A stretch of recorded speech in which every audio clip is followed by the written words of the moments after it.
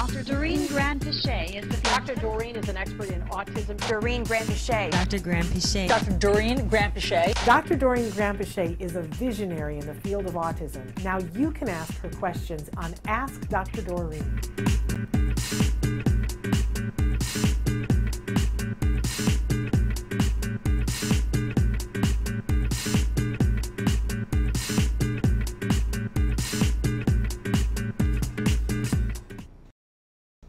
Good morning and welcome to Ask Dr. Doreen. I'm here live in the studio with Dr. Doreen February. Welcome. We're so thrilled that we have you 2 weeks in a row. It's amazing. Lovely. It's lovely. We love it when we have Dr. February with us. We understand though that sometimes she can't be here, but we have her again this week and that's really, really fun. For those of you who don't know her, Dr. February is a true expert in the field of autism. She's been working in this field for 40, that's hard for me to say, 40 years plus. And working with individuals, everyone up from very small babies up through senior citizens to help them to realize their full potential, to be able to lead and live the lives that they choose to live and lead, because it's based on what's important to them.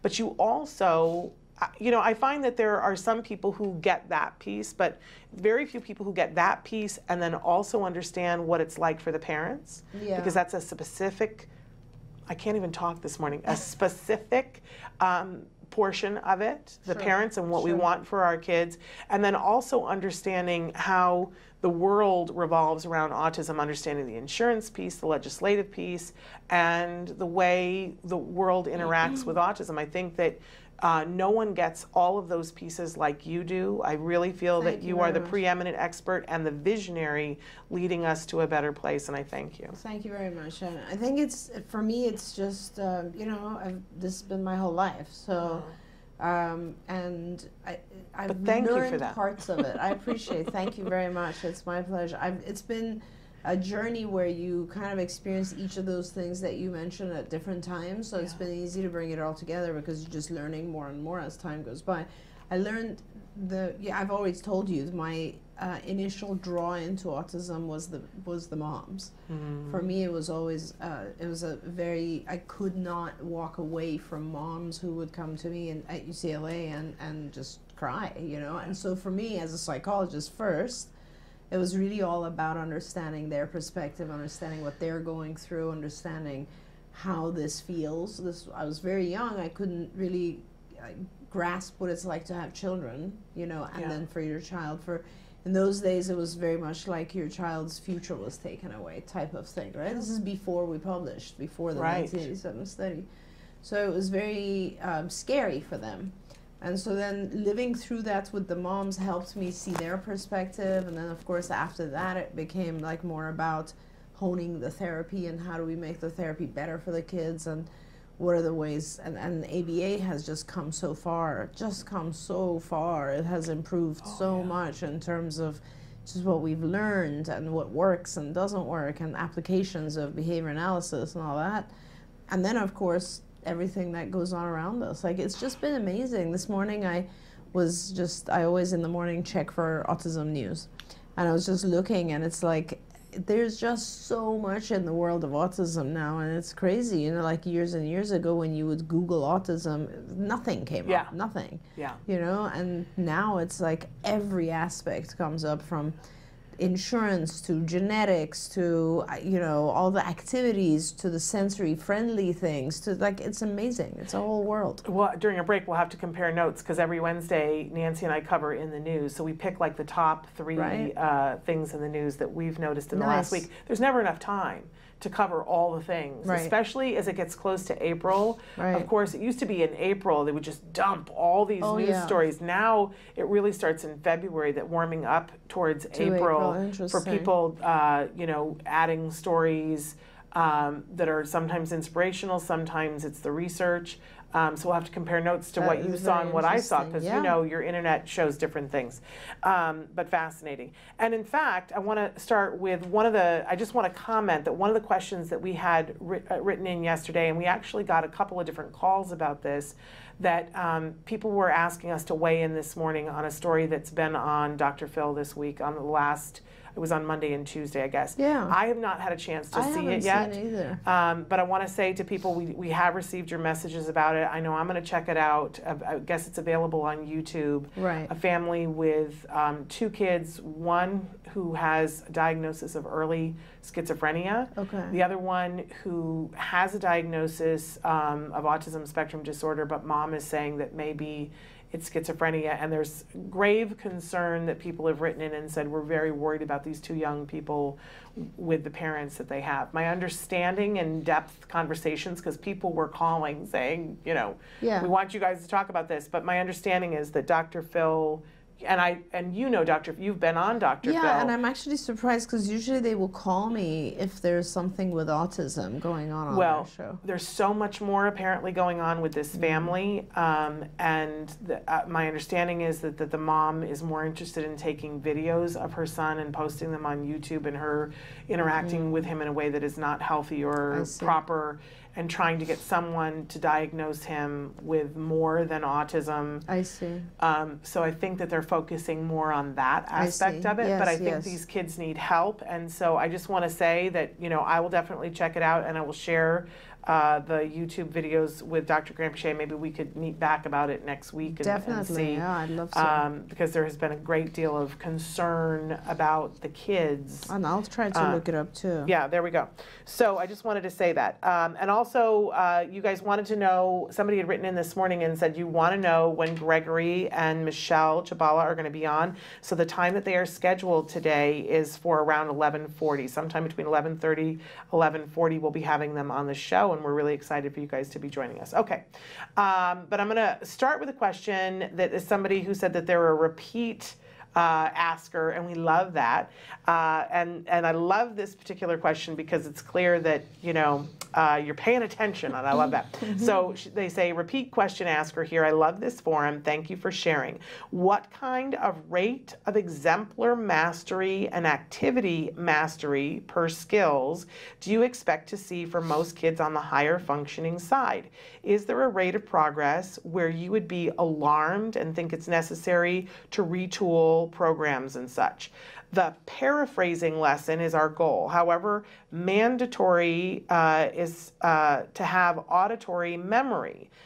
That makes sense. We're having trouble when presenting 2 sounds, wait 30 seconds, then ask what sounds were. But honestly, it's also hard for me too.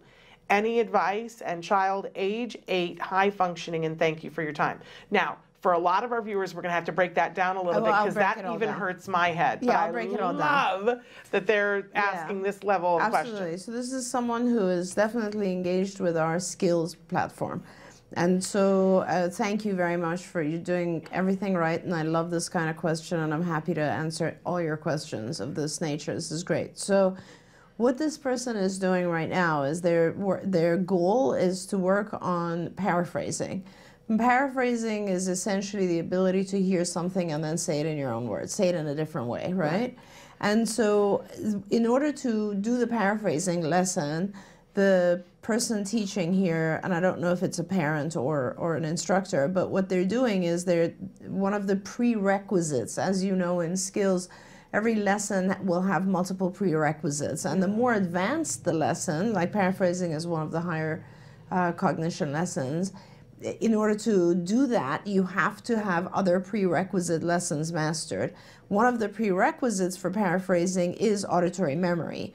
In other words, if you don't remember something, if we want to make sure your auditory memory is intact before we throw paraphrasing on you. And so auditory memory is the ability to hear something and remember it. Yeah. Exactly. So if you can't remember something, it's not fair to ask you to paraphrase it, because now it's not even about your ability to paraphrase, it's more about your ability to remember. Yeah. So it becomes very important to make sure you are remembering things. Okay. And that's where they're stuck, because what's happening is they're doing 2 sounds, waiting 30 seconds, and then the child is not having a hard time, is having a hard time repeating what the 2 sounds were.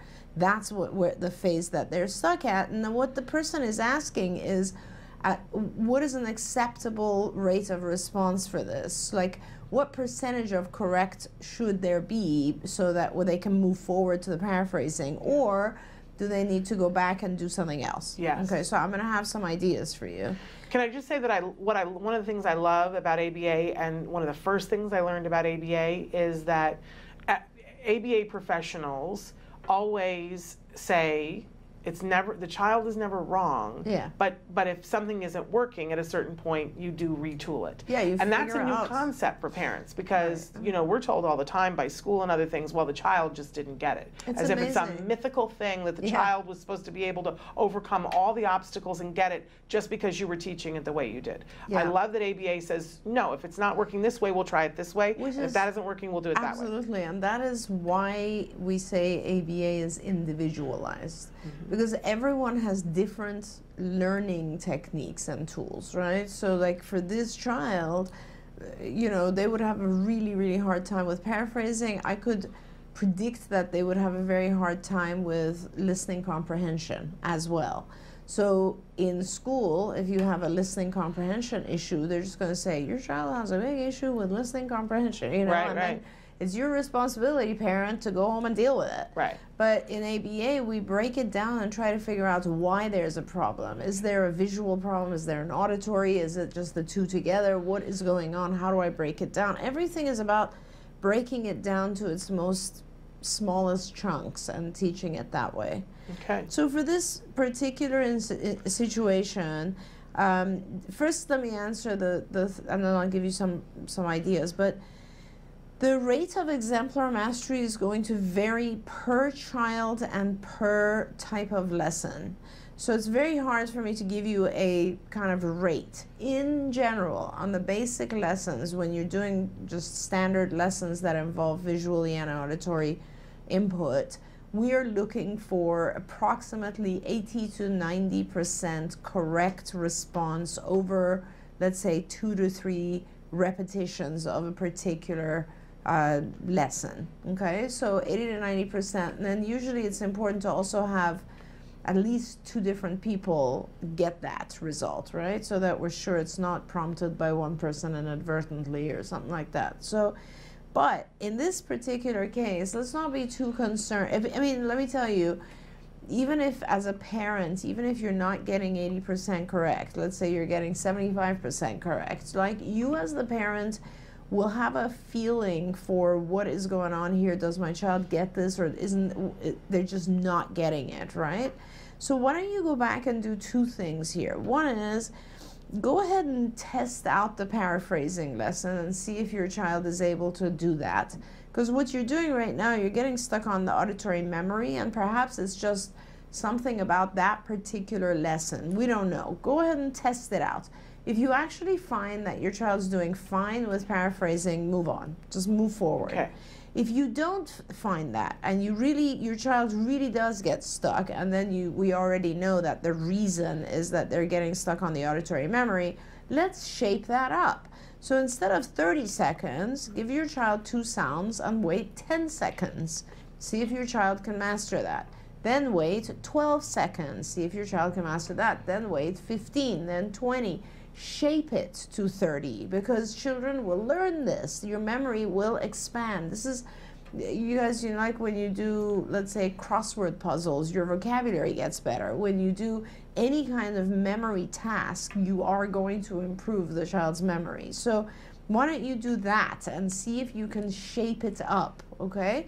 If you have a very hard time shaping up to 30 seconds, you can also, by the way, drop down to 1 sound and shape 1 sound up to 30 seconds and then go back to.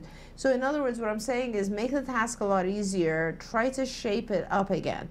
If absolutely all of that does not work, then I would be checking the child's auditory input. Okay. And I would really go to an audiologist and I would get some testing done, make sure that the child is hearing all sounds. Okay. Because you'd be surprised how important it is that a lot of our children don't hear all sounds. There's a particular test. I saw another one where it's like, what do I ask a developmental pediatrician? It's funny because there's a test that is done for auditory memory. It's called the Woodcock Johnson test of auditory memory. Why I remember this, I don't know. Okay. But that test I remember myself just having one of those like aha moments with one of my kids, because I gave this. This is a test and it has quadrants of pictures, and you will ask the child to point to or touch pictures, and the pictures are similar. So like they're similar. The pictures are not similar. The sound, the label of the picture is similar. So there will be a picture of a taxi cab, and then a picture of a can, and a picture of a cat, and that sort of thing. And the only differentiating thing is the last sound, right? Cab, can, cat, and so on. And you will ask the child to touch cab, and you'll see if the child can identify it correctly. And if they can't, it tells you that they're having a hard time with the last sound of the word. Interesting. Okay? And so I remember that I had this child, and it became like the example that I remember for some reason is that there's a picture of a moon, and one of the ones in the quadrant is a cow, and I don't remember what the other ones are, but this child would always, when I would ask to touch moon, touch the cow, because they thought it's moo. They'd never heard the ending N.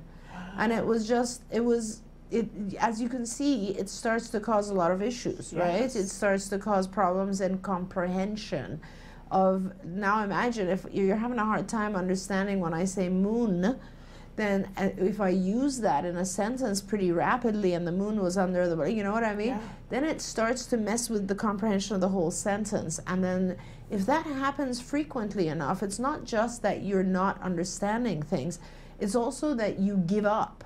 Yes. Right? Think about the child who's having a hard time and they're like, what did they say, moon or moo? Did they say cat or cat? After a while, the child just shuts off. Yeah. Because it becomes too confusing. Yeah. So that's the only reason that it becomes really important to check auditory input if you can. And that's why we do these crazy exercises. I mean, who cares if your child can remember? But this is the reason. It's because the base of it is very important. We want to make sure they're receiving auditory. We want to make sure they're able to remember auditory. And then all of that goes to paraphrasing. Okay. So that's fascinating. Well, I learned a lot. No, but we love that because then we learn all these other things. Yeah, that's my favorite kind of question. All right, we're going to take a short break, and then we're going to be back with more of your questions, so stick with us.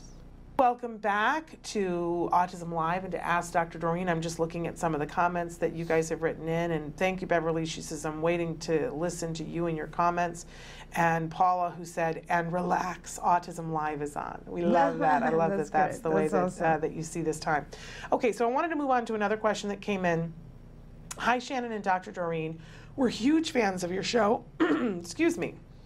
I asked a few weeks ago about my ASD high-functioning daughter and her aggression. We recently transitioned into preschool, and she is having trouble learning the school culture and social rules. How do I teach that at home? That's awesome. Also, she never used to cry when I left. The past 2 weeks, she screams when I leave, and previous to this, she was potty trained and now isn't. On days she has been to school, when I pick her up, she comes apart at the seams after school. She behaves perfectly, at school. And then when we get home, tears my house apart. The other days of the week, we don't have this.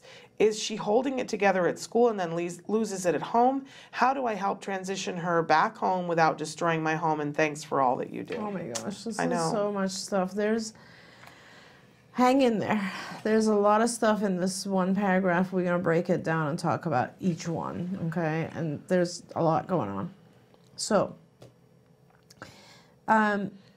she is having trouble. One portion that confuses me a little bit is because it says she's having trouble learning the school culture and school social rules, but then at the end it says she's behaving perfectly at school. Yeah. So let's assume, I'm going to go with my gut feeling on this and assume that what's happening is called behavioral contrast, and we can talk about that a little bit. It concerns me that she was potty trained and now she's lost it. I think what you're saying is that she's lost it at home. If you're viewing, please let us know these details. And you say she behaves perfectly at school, and when she gets home, she's tearing up the house, right? So what I would do, my first instinct as a parent myself is that I would definitely recommend you have someone, not you, someone else, and preferably someone who has a little bit of ABA training. It could be a behavior therapist, does not have to be a BCBA. Just do an observation. It's got to be someone she doesn't know. Even if it's not someone trained, I would still recommend you have someone go in and do an observation, someone that your daughter does not know. The reason I ask is it's important to see and write down all the differences in the two environments. Definitely what is happening is this thing called behavior contrast. Behavioral contrast is when two environments are so different in their contingencies that the child actually acts out more in the environment that's easier, the environment that is more loosely structured. And the way that that works is, and that's, I think, what's happening here, because essentially she has come into an environment at school where certain things are tolerated and other things are not tolerated, and that those contingencies, those consequences, are not the same as what's happening at home. So you need to establish a high level of reliability between how you consequate things and how they consequate things at school. The only way you're going to do that is if you really learn what is going on in school. Now, my assumption is something good is going on in school. There could always be something bad going on at school too, which even makes it more important for you to have someone observe, right? Yeah. What I don't like about schools is that, you know, you always have to notify when you're going in for an observation. What can you do? But nevertheless, have someone observe the full day at school, maybe even a couple of days. Take a lot of notes about how things are consequated. Now, by that, this is what I mean. How are instructions given, and what kind of reinforcers are given or taken? Now, that's really important because all of behavior depends on that. So, for example, what do they do if your daughter like has a meltdown? How do they deal with that? How much prompting are they giving her? How much help are they giving her? How much reward do they give her when she does something good? Is there a token system running where she's motivated to do something good to gain something else? Learn all of those things. If there's a good system in place, you need to implement all of that at home. What I'm thinking is before school, she possibly had a lot of, see, as parents, Shannon, we don't realize that we tend to kind of read our kids. We know what they want, right? Yeah. And we will give it to them before they even ask for it. Yeah. And if they start to complain even a little bit, we will immediately take care of them, take care of their needs. Perhaps you knew before, and just sent her to the bathroom. I don't know. I don't know the child's age. I don't know exactly all the details. But whatever it is, I can tell you for sure that this is happening due to a difference in how you handle her and how the school handles her. I don't know which one is, in this case, the right way to handle her because I don't have enough information about either one. But if her behavior is perfect at school, well, I guess that's what you want at home, right? So you should look and see what's going on at school and how they are, what are the contingencies, how are they consequating her behavior? Yeah. I guess what I kind of read into it is that because mom feels, it feels like to me mom is saying that because she doesn't know the school culture and the social rules, that maybe school is stressing her out and then she falls apart when she comes home. That the behavior is perfect. It's not like she's throwing things. She says she's trashing the house when she comes home. She's not throwing things at school. But I wonder if part of it also needs to be that we need to be working on that social culture before she goes to school. So it's, but she's behaving perfectly at school. Yeah. So yeah. I don't know what we need to work on. Maybe you can give us some clarification on that. But what I do want to assure you is that if a child has a really tough time, they will not hold it together and act out several hours later. Okay. They will act out right then and there. Okay. Okay, so children That's good to know. Yeah, that's really important, especially children on the spectrum, because The only reason we hold things together and act out later, think about this. Why do we hold things together in certain environments? Because of how other people will think and perceive us. Yeah. Exactly, because we don't want them right. That's to a lot think of perspective poorly. taking. It's a huge amount of perspective taking. Kids in general don't have that level of, which is why you see kids, typically developing kids, tantrum in movie theaters and restaurants, on the whatever, right? Right. They don't have that level of embarrassment that we have as adults, or that level of self-regulation. Kids on the spectrum, have even less. Yeah. So it's very, very unlikely that she's holding it together and then lashing out several hours later. The likelihood is acting out is getting her a certain amount of attention or reward that is excessive. So in other words, she's figured out that by doing this kind of thing, you're probably going in, soothing her. I don't know. Ask yourself, when she tears the house apart, what do you do? Yeah. Do you take it easier on That her? is interesting. Do you give her more reward? What do you do? What is the consequence that occurs when she does that? And if she was to tear things apart at school, what would be the consequence? Focus on the consequences of the behaviors. That'll tell you a lot. Okay. Now the next question, and then we're going to go to break. Somebody wrote in and said, "Hi Shannon, are you still doing ABA with Jem?" Now I think the question that you're asking is, are we still doing intensive ABA and having therapists, taking him to a center and having therapists come to our home? And no, we don't do that and haven't. It is now a longer period of time that we haven't than when we did, by far. Yeah. We did 5 years of intensive ABA, although the last year I certainly wasn't intensive. It was, I think, 8 hours a week. Yeah. That's not intensive. And it has been 8 years since he's had a therapist. So in that sense, no. But do we use ABA every single day? And does he use it on me? And do I use it on coworkers? Absolutely. Because once you learn, this is much more effective to get the desired response, then you find yourself applying it to all kinds. Honestly, I use ABA more with my husband than I do with my son.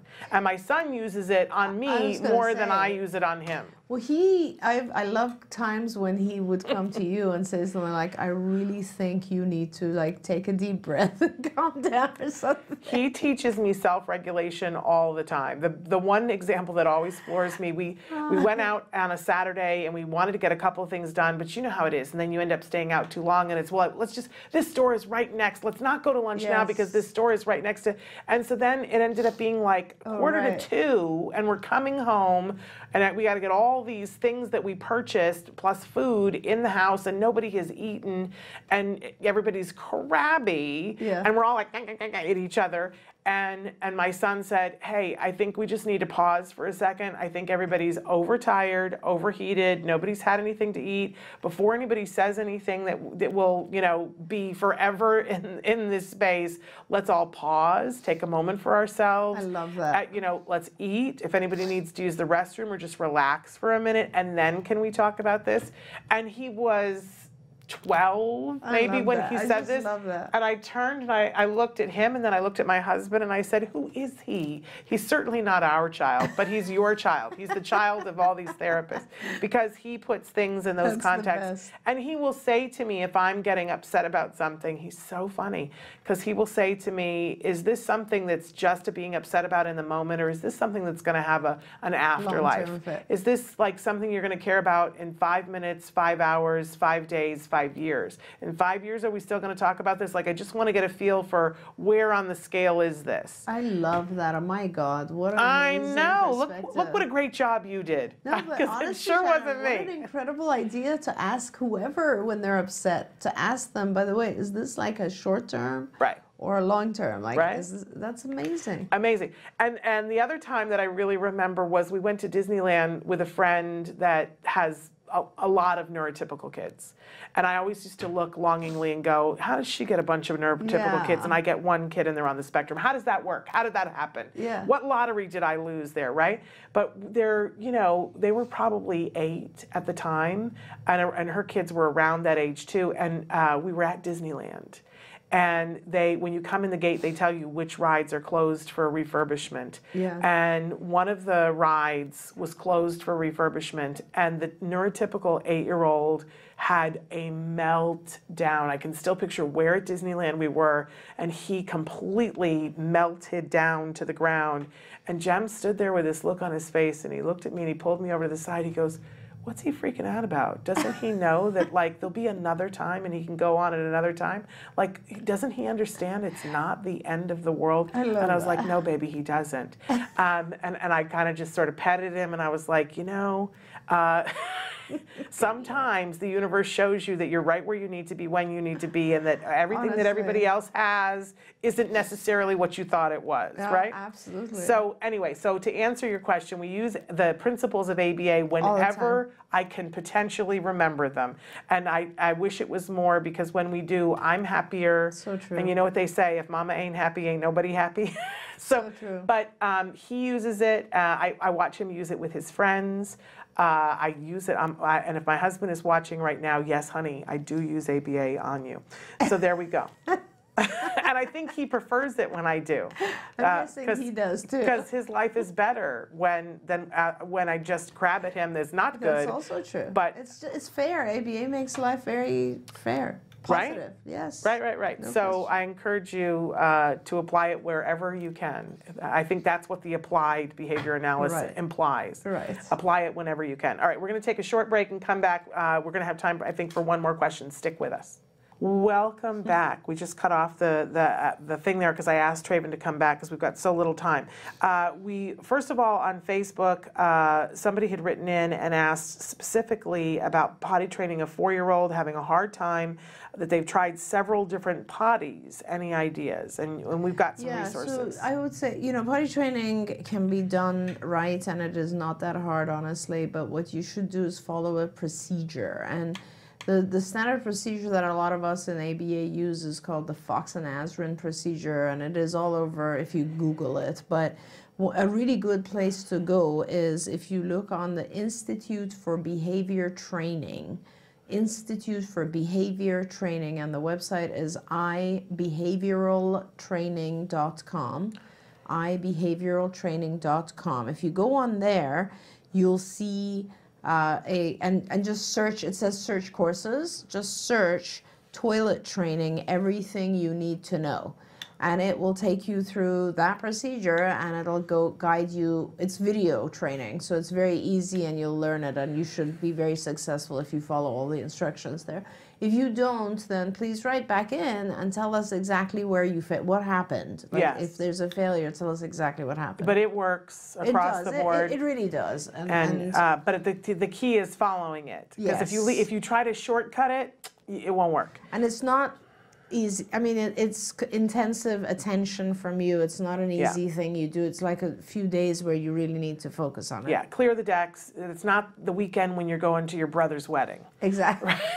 No, I've heard people who are like, well, I tried the Fox and Azrin, but we were on planes, trains, buses, and at receptions. And I'm like, no, it's the weekend that you have nothing else going on, and you make sure that you have groceries or you have Postmates on speed dial, whatever, and then it works, right? Okay. So I want to move on to this other question. Hi, what type of question should I ask a developmental pediatrician? I go see one for the first time in 2 years since his diagnosis. I don't know what to expect, and thank you. Yes, great question. This is a very good question. And the amazing thing about developmental pediatricians is that they they do assessments, standardized testing, just like psychologists do. So I would request testing. And the specific testing that I would request, and I don't know your child's age, but assume he was diagnosed like around 3, this is 2 years later, so I'm assuming he's around 5 or 6. I would suggest that you ask for definitely social skills testing, definitely language testing. Language is very important because it's going to influence everything else. So language testing, and then it's up to you if you're interested. One of the things that I enjoy when I do testing is IQ testing, which is cognitive testing. So intelligence quotient, getting an IQ. And this is important that if your child is non-verbal or has a lower level of verbal ability, then they have to give a non-verbal IQ test, which is like the Merrill-Palmer, or you know, there's lots of other tests that are for non-verbal kids. But if your child is verbal and their language functioning is pretty high, then they should get a verbal IQ test, a regular IQ test, and you know, that's going to be the WIPSI or the WISC or whatever. The developmental pediatrician will know. So I think that's good. Any kind of developmental testing actually will just tell you what areas your child is still lagging on, and that's kind of important to know because you can work on those. And so that's where I would focus on: social, language, developmental. And I just want to say, because a lot of times parents get squeamish about doing an IQ test because they're afraid, and we were all told for centuries that IQ tests were static, that if your IQ was something, then that's what it was. And with kids with autism, I don't know if it's that way with everybody, but with kids with autism, it's not the case. So, and I'll tell you, it's worthwhile to go and get the IQ test, so as your child grows each year, and you see the progress. But I didn't know that, and people don't know that. There's another test that I would highly recommend, which is an adaptive behavior test called the Vineland. It's the most stable test we've ever had in the world. It goes from age 0 to 99, so it's a fantastic test. The Vineland Adaptive Behavior Scale, VABS, that's one you should also do, right? Because it's also part of when you do an IQ test, you also want to do an adaptive test. Now, and to Shannon's point real quickly, don't let that number depress you or think, oh my God, these are all malleable. Everything changes when you do instruction. And by the way, the reason IQ tests are more valid for kids than adults is that as an adult, all you have to do to move your IQ needle is learn vocabulary. Right. So IQ is it changes. So you really need to not worry about what the score is, just learn from the detail of the test. And I will say, you know, parents don't love the Vineland. Like you know, you'll get emotional. Yeah. I'm just going to say, but just do it anyway. There's some stuff that and then cry afterwards, whatever, because it asks questions and it brings up all the things that are different. It's emotional. Yeah. Every single time I took the Vineland, I wanted to cry. But you know what? Look, in the end, it was all worth it, and you get to gauge progress. So and learn from the test, and don't just pay attention to the number. Read the report. Ask the pediatrician to explain to you what it means that your child has lower working memory. What does it mean? What is and how can we work on it? What are these things? Let them explain it to you so you understand. And sometimes they're wrong, and you will either agree or disagree, but the more important thing is you become aware of certain learning styles that your child has. It will help you. Now, I have to cut you off because we got to let you go. We're going to take a break, and then we're going to come back, and I'm going to answer an easy question that I can answer, so stick with us.